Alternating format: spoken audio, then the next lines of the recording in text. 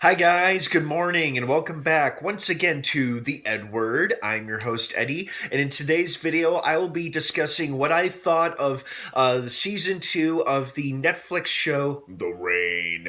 Season 2 dropped yesterday. Its entire season, all 6 episodes, not 8 as I was originally led to believe. I just got done watching it, and whew, got a lot to talk about. Now, before I begin, of course, please be warned this is a spoiler-filled review for the entirety of season 2 of The Rain. If you are not caught up on The Rain by the second season or maybe by the first season, don't keep watching or listening, as I will be discussing huge spoilers and key moments and story details. So just an FYI general warning for you guys. So you have been warned. That being said, let's jump right into it.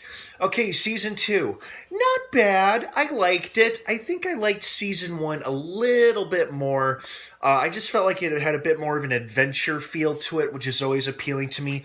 This one, we were primarily going back and forth between locations. Apollon headquarters, and then this base where these scientists were trying to work on a cure without killing anybody. And then our characters were going back and forth.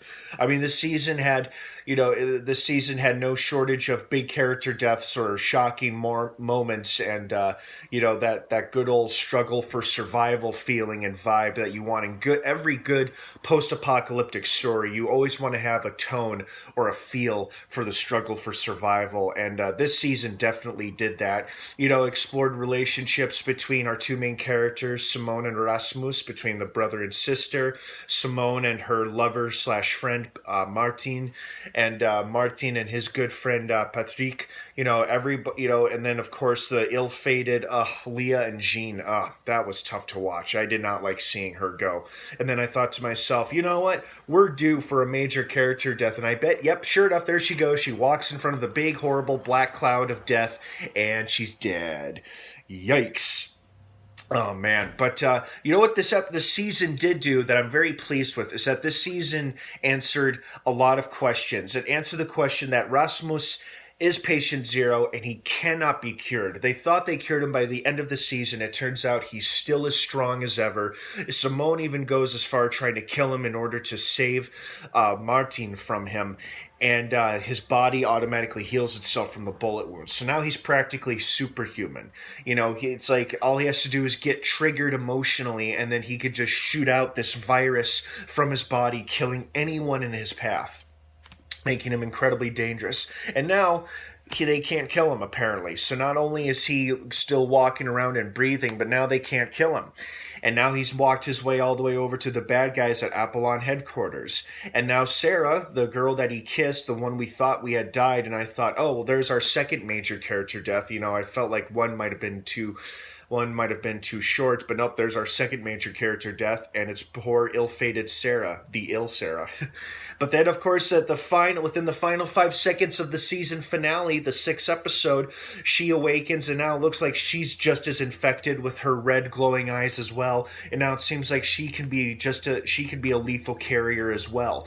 So that's an interesting development, and it's also scary. So obviously, Rasmus infected her when he kissed her, when they all thought she was dying, but I think she was dying. But when he kissed her, the virus kind of brought her back to life, unfortunately. And I will say this, I am very pleased that Patrick survived this season. I was a little worried about him for a while because there were a couple moments there where I thought he could die. But he's still there as our good old comic relief and our good, strong supporting character. So I was glad that he survived this season.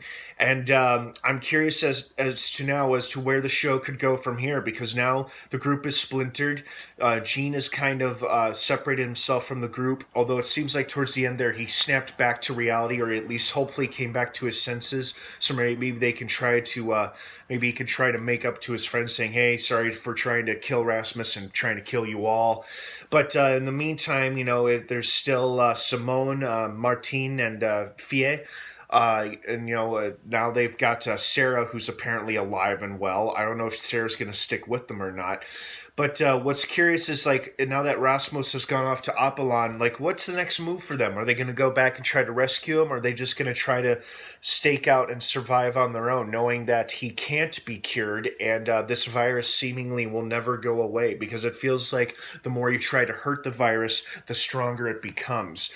And I also love how throughout this season, Rasmus was like this guy, kind of like this Hulk guy. He's like, don't make me angry. You won't like me when I'm angry. And then, of course, every time he gets angry or emotionally triggered, he just shoots out the virus just like he's a damn superhero or a mutant or something. But overall, I enjoyed this season a lot. I thought it was pretty good. Although I realized by the end of it, I just got done watching the last episode. I'm like, hey, we didn't see a single drop of rain this whole season. For a show that's called The Rain, we sure didn't see any rain this entire season. 6 episodes and not one single drop of rain, with the exception of the opening scene from the season finale, which was like a flashback showing when the deadly rain first began to fall. But besides the flashback, we didn't see any rain this season, which I thought was honestly kind of funny. Some people might find it frustrating. I thought it was kind of funny because the focus of the show isn't on the rain itself.